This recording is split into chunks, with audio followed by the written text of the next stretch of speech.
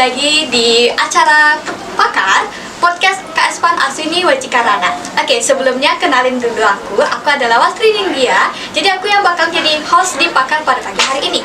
Nah, di Pakar di episode kali ini aku bakal ngebahas topik yang seru banget. Dan pastinya aku bakal ngajak narasumber yang keren-keren pastinya. Nah, jadi topik yang akan kita bahas hari ini adalah dampak perundungan di masa depan bagi pelaku dan korban. Menarik banget kan topiknya. Biasanya kalau kita ngebahas perundungan, pasti di pikiran teman-teman kita akan ngebahas yang namanya pengertian, kita akan ngebahas jenis-jenisnya dan segala macam. Jadi hari ini kita akan ngebahas mengenai dampaknya nih bagi pelaku dan korban. Pastinya jarang dibahas kan, dan pasti akan menjadi topik yang menarik. Nah, sesudah aku menjelaskan mengenai topiknya, aku bakal kenalin narasumber kita nih. Jadi narasumber kita ini dari salah satu organisasi anti perundungan di SMA Negeri 3 Singaraja. Mungkin teman-teman ada yang bisa nebak itu siapa? Ya, jadi bintang utama kita hari ini atau narasumber kita pagi hari ini adalah Agen Garuda Swantiara. Halo semuanya. Perkenalkan nama saya Kadek Restu Persedia Dewantara dan rekan saya. Perkenalkan nama saya Kadek Rino Dwi Ananda. Kami dari Garuda atau Gerakan Anti Perundungan Swantiara. Wih, keren banget. Wah, Agen Garuda ya, Gerakan Anti Perundungan Swantiara. Wah, kirain Garuda tuh bakal kayak simbol burung Garuda aja, bukan ya? Ternyata ada artinya ya. Iya. Ada pinnya juga tuh, keren banget. Oh iya, ini. Dia pengen punya nih ya. Oke, boleh tahu nih, kenalin dulu dong Agen Garuda. Agen Garuda itu apa sih? Apakah hanya sekedar organisasi anti perundungan atau bagaimana nih Kak Restu dan Kak Reno, bisa dijelaskan sedikit? Oke, dari Restu dulu ya. Jadi Agen Garuda seperti yang tadi disebutkan adalah singkatan yang kepanjangannya adalah Gerakan Anti Perundungan Swantiara, di mana Garuda ini bertugas sebagai meminimalisir ataupun mencegah terjadinya pembulian ataupun perundungan di sekolah, khususnya di SMA Negeri 3 Singaraja. Oke, Reno? Ya, menurut saya juga sama kayak Restu ya.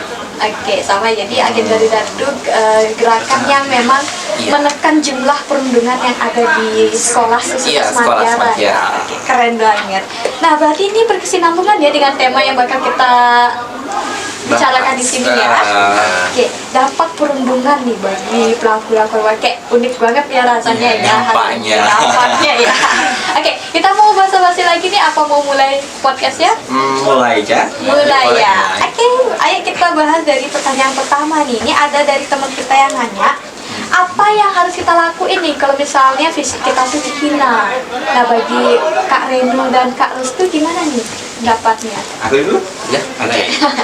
Jadi, bagaimana sih atau sikap apa yang harus kita lakukan atau kita ambil ketika orang lain itu menghina fisik kita? Begitu kan, Kak? Iya. Ya, jadi dari sudut pandang Restu, kita itu yang pertama adalah memahami orang lain.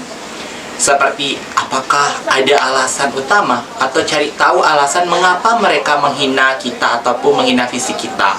Yang kedua itu adalah menghela napas secara dalam ataupun kata lainnya itu sabar. Jangan kita ketika dia menghina kita hina balik, itu tidak boleh, Kak. Karena mereka menghina kita itu termasuk bully, kita lawan dengan menghina balik itu juga termasuk bully. Jadi kita sabar dan juga cari tahu mengapa sih mereka membuli ataupun menghina fisik kita. Tadi Reno, bagaimana? Ya, menurut saya itu juga kita tuh harus sabar. Iya, Karena sabar. Jangan mendengarkan omongan-omongan dari orang lain seperti itu. Kalau kita mendengarkan, pasti kita juga bakal ikut membuli seperti itu, Kak. Emosi. Jadi kita lebih kayak introspeksi diri ya, kok bisa sih kita dihina, apa sih salah kita gitu. Karena kita tuh diam-diam aja. Kita diam-diam aja, kok bisa kita dihina gitu ya. Oke, berarti kesimpulannya tuh kayak kita tuh harus sabar, kayak ya udah cuekin aja gitu, kan juga dia capek sendiri. Iya, Akhirnya bakal capek. Iya, dia sabar. Kadang gini, Kak, terkadang orang yang pembuli itu ketika dia membuli namun tujuannya itu tidak pas, tentu dia akan capek sendiri atau tidak ada tujuan yang dia capai, sehingga nanti dia akan capek sendiri. Jadi mending kita ngapain sih urus mereka yang menghina kita, mending kita introspeksi diri dan membangkitkan semangat diri ataupun diri kita sendiri menjadi lebih baik gitu. Oke, bagus banget ya jawabannya. Jadi kayak daripada ngabisin baterai di dalam Iya, baterai. buat hal lain gitu ya. Ya. Oke, kita lanjut ke pertanyaan kedua nih, kakak-kakak yang ganteng. Wih, panjang banget nih Waduh. pertanyaannya. Panjang Nah, banget. jadi ini pertanyaannya adalah bagaimana sih cara membedakan antara candaan dengan verbal bullying? Karena kan masih banyak kita temui remaja yang belum paham akan hal ini. Jadi kayak tindakan-tindakan yang menurut kita itu candaan, tapi ternyata bagi orang yang kita canda ini bullying gitu. Jadi bagi Kak Restu dan Kak Reno gimana nih? Apakah bisa nih dibedain antara candaan dengan verbal bullying gitu? Karena kan kita lihat kayak ya udah sama, hampir nyerempet sama Iya. gitu. Jadi gimana nih jawabannya? Dari Iris dulu ya. Sebenarnya Kak ya, bullying dan juga candaan itu hampir sangat susah banget nih kita Susah. bedakan. Tapi kita bisa lihat dari definisinya. Bullying itu adalah tindakan agresif yang merugikan ataupun menghina orang lain ataupun si korban bully. Sedangkan bercanda ini itu adalah perilaku yang dimana sama-sama menyenangkan diri sendiri atau ketawa-ketawa. Jadi simpelnya begini Kak, kalau bully itu si pembulinya senang, si korbannya merasa dirugikan. Kalau si bercanda itu si pembulinya itu senang ataupun orang satu ini senang, orang lainnya itu ikut senang atau tertawa. Jadi itu pembedanya. Kalau dari Reno ada mungkin? Menurut saya itu dari candaan dulu ya. Menurut saya itu Ya. candaan tuh, menurut saya ya tidak termasuk bully, karena kan kalau semisalkan kita tuh ada banyak orang kita tuh bercanda-bercanda seperti itu kan juga tuh tidak termasuk bully. Iya, saling ketawa gitu ya. Kalau candaan tuh kayak kedua pihak merasa diuntungkan ya, Iya, kayak sama-sama diuntungkan. senang ya. Kalau Sama-sama. verbal itu salah satu dirugikan ya. Iya. Tapi kan kalau kita lihat dari lingkungan sekitar kita nih, apalagi di sekolah gitu kan, Iya. terkadang ada yang bercanda tapi si korban, si orang yang satunya ini dia ketawa-ketawa ini dalam hatinya tersinggung nih Oh, dia. sakit, Nah, iya. kalau menurut kalian tuh masuk bullying kah? Oh iya, Iya. Pak, mumpung banget nih, pas banget itu ada nih kita dari agen Garuda menangani kasus seperti itu. Jadi dari kami sendiri itu menyatakan itu bullying. Mengapa? Karena si korban ini merasa dirugikan atau sakit hati Kak. Karena dia sakit hati ataupun menyembunyikan perasaan atau emosinya di depan pelaku, namun dia malah nangis atau sedih nih di belakang atau di balik layar. Itu termasuk bully karena sesuai dengan definisinya adalah satu pihak diuntungkan, satu pihak dirugikan. Berarti untuk pembedanya itu kalau dari kita simpulkan berarti sebenarnya candaan tuh hampir beda ya dengan verbal bullying. Jadi Iya, mungkin beda. kalau selama itu belum menyinggung atau menyinggung perasaan psikolog, mungkin itu masih candaan ya berarti ya. Oke, kita lanjut ke pertanyaan ketiga. Udah siap nih ke pertanyaan selanjutnya? Udah siap Siap dong. banget ya. Oke, kita lanjut ke pertanyaan ketiga. Nah, ini sama nih kayak nomor 2, tapi bedanya ini manggil pakai nama orang tua. Orang tua, Aduh, parah. udah kayak hal yang lumrah nih. Bahkan Iya. di kelas saya pun juga sering tuh manggil nama orang tua tuh manggil temennya. Gimana nih bagi kalian? Itu termasuk bullying atau tidak? Dari Restu dulu ya. Itu tuh termasuk bullying karena sesuai juga dengan definisi dari bullying verbal itu adalah perilaku agresif yang berupa kata-kata yang merugikan ataupun menyinggung orang lain. Sehingga ketika kita memanggil orang atau anak dengan nama orang tua itu termasuk bullying karena sudah termasuk menghina nama orang tua. Karena mengapa? Karena kita dalam berinteraksi itu ada yang namanya etika berinteraksi. Ketika memanggil orang tua itu harus menggunakan nama Pak atau Bu, ataupun memanggil seorang dengan yang kita tidak tahu usianya itu kita memanggil Kak atau bagaimana itu. Namun ini termasuk bully karena misalnya gini nih Kak ya. Aku manggil Reno dengan nama bapaknya itu Pak Sudi. Hei Sudi, kan itu termasuk menghina ya. Karena nggak sopan. Iya, nggak sopan.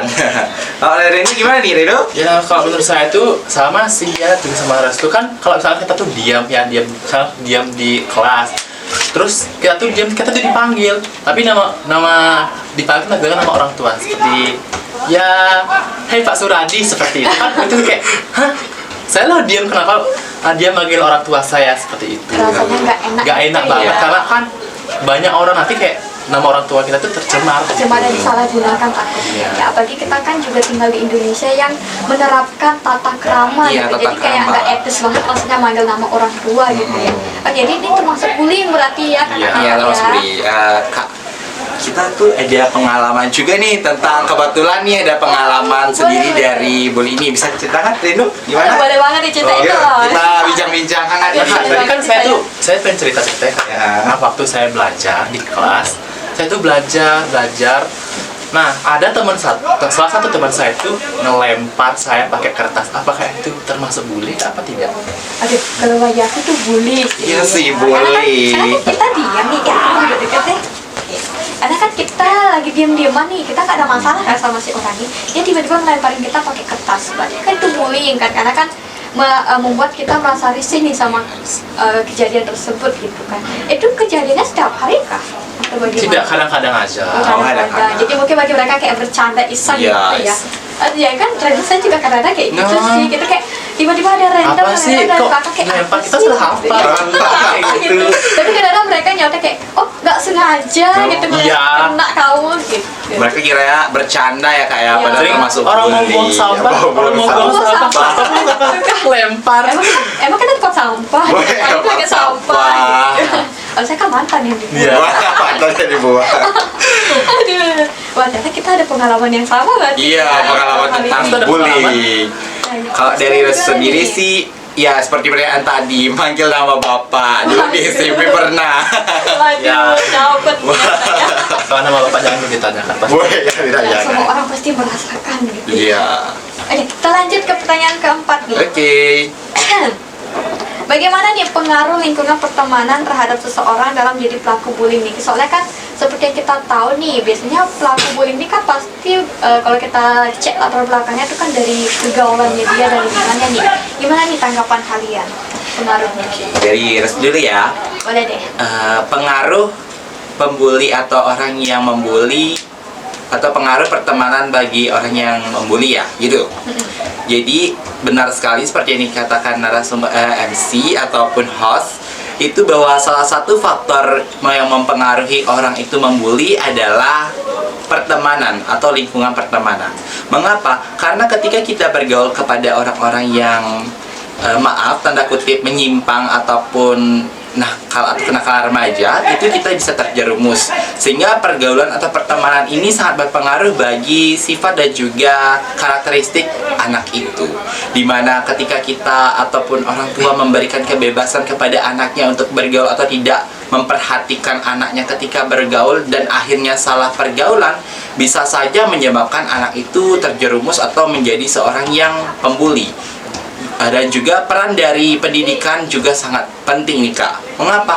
Karena ketika kita tidak memberikan edukasi atau pemahaman mengenai pembulian atau dampak dari bullying itu, bisa saja menyebabkan anak ini kurang tahu atau kurang info, sehingga mereka tuh menganggap bahwa pembulian ini tuh adalah hal yang biasa dan juga hal yang menyenangkan, tidak merugikan orang lain ataupun tidak menyinggung orang lain. Kalau dari Reno bagaimana? Sama juga. Sama ya. Iya, begitulah. Bagaimana Saling pertemanan tanya, itu pertemanan. bisa berdampak pada si pembuli itu. Iya, Mas, sangat berdampak. Iya, besar sangat ya. berdampak. Dari lingkungan pertemanan, lingkungan sekolah, lingkungan keluarga itu emang penting banget ya, 3 lingkungan faktor besar ini ya. Iya.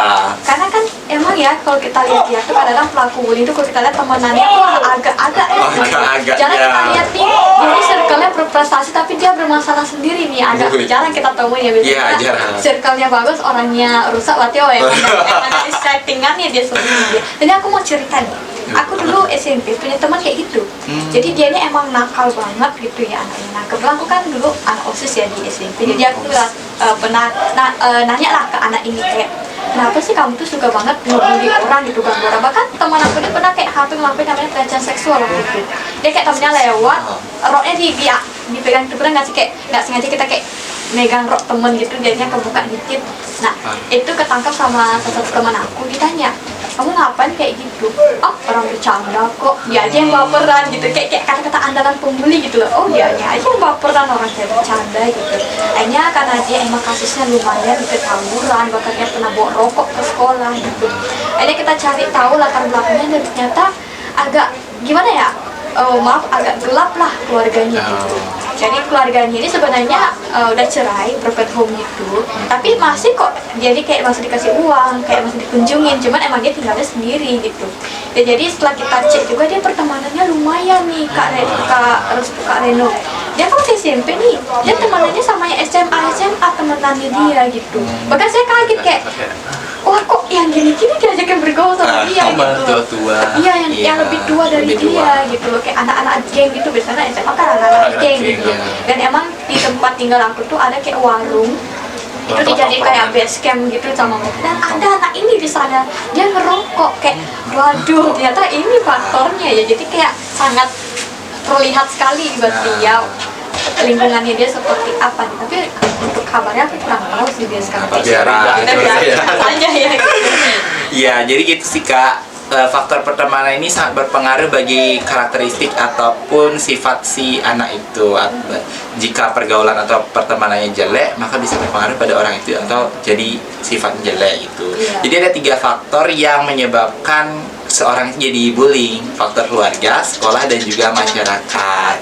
Gitu Sangat Kak. penting banget. Iya, ya, penting kita banget. temen ya, gitu. Bagi kan banyak banget di sosialisasi yang mengatakan kita tuh harus pinter pilih teman. Iya, gitu. pinter pilih. Udah harus pinter pilih teman. Jangan Tapi ada temen yang pembuli. Iya, betul. Pembuli ya, pembuli. Tapi saya juga dulu jadi pembuli. Waduh, Waduh, pelaku ya. iya, jadi pelaku dan juga Kita spill dong rasanya. cerita-cerita Jadi gimana? waktu saya kelas 1 SMA kan, saya tuh duduk di depan kelas lah. Adalah cewek, saya tuh bully kayak, ih dia tuh hitam, sampai dia tuh nangis. Sampai saya tuh dijemur di sana. Oh, di lapangan ya. Iya. Nah, sekarang gimana nih? Sudah tobat kah? Sudah tobat? Sudah. Wah, sudah tobat dan Ya, jadi sudah. agen Garuda. Jadi Garuda ya. Harapannya jangan kayak gitu lagi. Iya, Kalian nggak boleh, nggak boleh. Malahan sekarang saya jadi korban bully. Waduh, kebalik ini. Kebalik ya. Dulu pelaku karena korban gitu ya. Tapi biasanya kan seperti itu ya memang Iya. rutinnya ya, dari korban ke pelaku, dari pelaku ke Siklusnya. korban. Siklusnya seperti itu. Oke, kita lanjut nih. Pertanyaan nomor 5. Oke.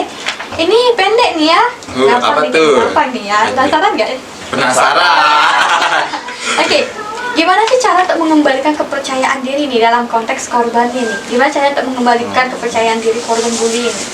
Berarti gini Kak ya, kita sebagai pelaku mengembalikan kepercayaan diri si korban, begitu ya? Atau boleh juga gimana sih caranya si korban ini untuk mengembalikan rasa percaya diri Oke, dia? jadi 2 ya. Boleh ya, satu dari Kak Restu, satunya lagi Oke, dari kamu Kak jadi Rina. korbannya Boleh? ya, jadi pelakunya. Oke. Dari pelakunya sendiri sih, kita tidak tahu apakah si korban itu akan mempercayai atau memaafkan perilaku si pembuli atau pelaku. Namun kita bisa melakukan beberapa pendekatan. Seperti yang pertama itu kita bekerja bareng atau melakukan pendekatan seperti membantu si korban agar dia merasa dekat dan juga diperhatikan. Seperti misalnya contoh buat tugas bareng gitu. Yang kedua itu adalah kita saling membantu, ataupun dalam konteks itu gini Kak, saling menghargai atau saling peduli nih pada satu sama lain.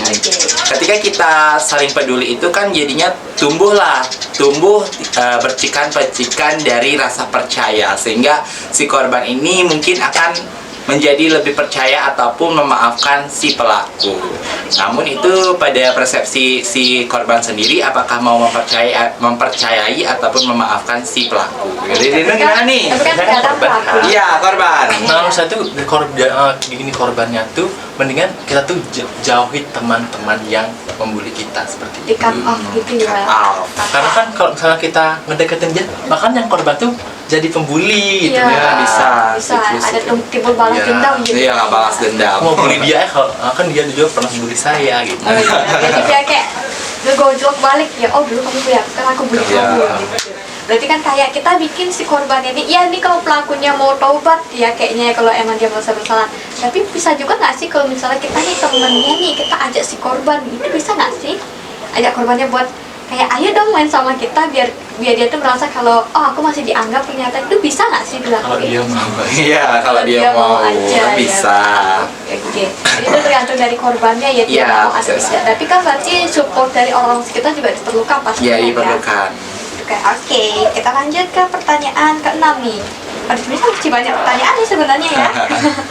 Oke, adakah cara yang lebih tepat dilakukan untuk mengurangi tindakan bullying di sekolah selain memberikan sosialisasi? Oh, ini menyangkut agen Garuda. Iya, agen ternyata Garuda. ya.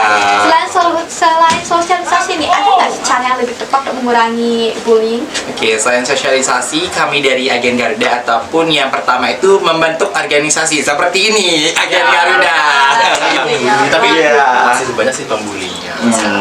Untuk mencegah atau menurunkan angka pembulian di sekolah. Kami dari agen Garuda itu selain sosialisasi melakukan beberapa pendekatan ataupun solusi dari menurunkan angka pembulian nih. Yang pertama itu adalah membuat poster. Lalu kita Pernah mempromosikan. waktu pelatihan kita membuat poster. Iya, membuat poster. Waduh. Poster. Foto. Dari tempel. Iya. Nanti aku mau lihat. Ya. Lalu yang kedua itu bisa melakukan pendekatan secara hiburan, satu sarana hiburan seperti melakukan drama-drama itu. Waduh. Lalu kita tampilkan di depan sekolah bagaimana dampak dari perundungan itu melalui drama. Jadi kayak suatu tontonan bagi mereka kayak tuh menarik banget nih. Iya, Karena menarik. kita diseret ke teater ya. Iya, teater. Ya. Berarti ada juga berarti kayak konseling gitu ya bagi korban ya. Iya, konseling juga. Oke, wah, keren ya ternyata cara pendekatannya ya. Iya. Dengar-dengar katanya Gen Garudanya lagi ada lomba video katanya. Oh iya. Ya, soal bullying Iya, ya. tentang bully. Semoga menang ya. Asal Tapi karir. sempat lihat videonya. Wah, lumayan ya, keren ya filmnya ya. Oke, kita lanjut ke pertanyaan yang ketujuh. Oke, kita tinggal punya pertanyaan terakhir ya. Tinggal Iya. lagi 2 nih. Bagaimanakah upaya yang telah dilakukan agen perubahan terkhususnya selama menjabat dalam mengatasi permasalahan bullying? Jadi selama kalian menjabat menjabat. sebagai agen Garuda Iya, nih, progres. apa sih progresnya kalian? Kita sudah. Ya, seperti yang tadi kita bilang, kita sudah membuat poster, drama, lalu itu kita juga dramanya dalam bentuk video agar bisa ditonton sebagai masyarakat. Lalu juga ada yang namanya, bukan ada yang namanya, mendatang. Kita akan melakukan penelitian ataupun mendata bagaimana pembulian di sekolah itu, dan juga kita mencari solusi alternatif atau solusi yang pas untuk permasalahan bullying tersebut. Dan yang terakhir, kami akan mengadakan suatu sosialisasi untuk masyarakat sekolah betapa pentingnya nih kita mengetahui dampak ataupun apa sih itu bullying ataupun ya ciri-ciri dari bullying agar mereka itu teredukasi dan tahu bahwa itu termasuk bully dan juga merugikan orang lain gitu. Oke, jadi udah lumayan ya untuk Iya, udah lumayan. dari sosialisasi, buat video segala macem gitu ya. Kayaknya aku pengen liatin nanti agen Garudanya bikin drama di sekolah. Drama, boleh bisa. Kak itu Kak Reno nih diseret-seret gitu. Wah, diseret-seret, bully. Jadi korban Kita mungkin jadi gitu. bully lagi. Iya. Oke. Oke, kita udah masuk ke pertanyaan terakhir. Terakhir. Wah, lega rasanya. Wah, lega. Oke, ini dari pendapat lagi. Iya. Nah, ini sesuai dengan tema kita. Nah, dari Kak Restu dan Kak Reno nih, gimana sih dampak bagi pelaku nih dalam bullying ini? Kan pastinya ada dampaknya ya. Biasanya kita tuh selalu meng-highlight korbannya. Sekarang aku mau nanya untuk korban dan pelakunya juga nih. Mungkin dari Kak Restu dan Kak Reno bisa berbagi nih siapa yang mau mendapatkan siapa gitu. Gimana sih dampak bullying bagi pelaku dan bagaimana juga dampak bullying bagi korban? Oke, jadi bisa dibagi nih Kak Restu dan Kak Reno mau yang Reno mana? jadi korbannya ya, aku yang pelaku. Oke, silakan Reno. Aku dulu, dari segi Oke. pelaku nih, bagaimana dampaknya yang dirasakan ya? Kalau dari pengalaman sendiri atau pengalaman yang pernah ketemu kasus-kasus tentang bully itu, dampaknya itu yang pertama ada emosional, dimana si pelaku dari bully ini sering marah-marah atau emosinya itu agresif atau sensitif lah dibilang kayak. Jadi disenggol dikit langsung ngajak berantem nih. Waduh. Hei, Dia senggol kamu bacok sini gitu. berantem. Dia senggol bacok. Iya. Lalu yang kedua tuh biasanya pelaku bully ini itu di masa depan atau di masa yang akan datang itu melakukan yang namanya kekerasan dalam rumah tangga atau KDRT nih Kak. Bisa saja karena sudah dari kecil mereka melakukan kekerasan ataupun bullying, bisa saja karena kurang edukasi atau apalah Kak faktor-faktor yang menyebabkan mungkin di masa depan dia bisa menjadi orang yang melakukan KDRT. Jadi kayak kejahatannya meningkat. Iya, ya levelnya meningkat. ya.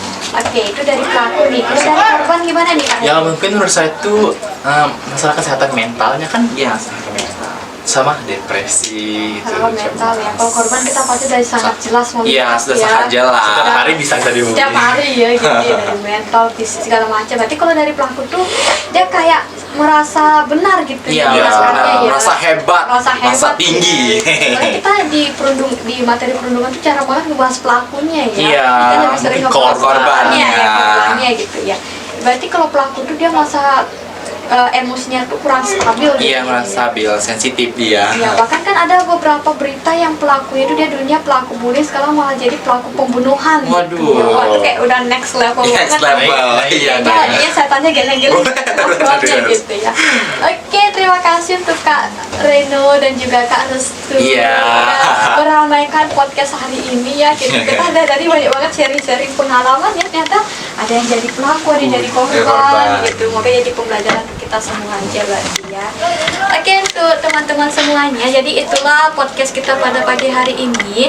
Jadi mohon maaf banget kalau misalnya dalam pakar nanti ada kesalahan dari kita bertiga dalam pengucapan ataupun gerakan kita yang mungkin menyinggung teman-teman sekalian. Jadi aku Wastri Ningdia, terima kasih untuk teman-teman semuanya yang telah menonton Pakar pada pagi hari ini. Aku ucapkan terima kasih dan pamit undur diri. Selamat pagi semuanya. Dadah. Dadah.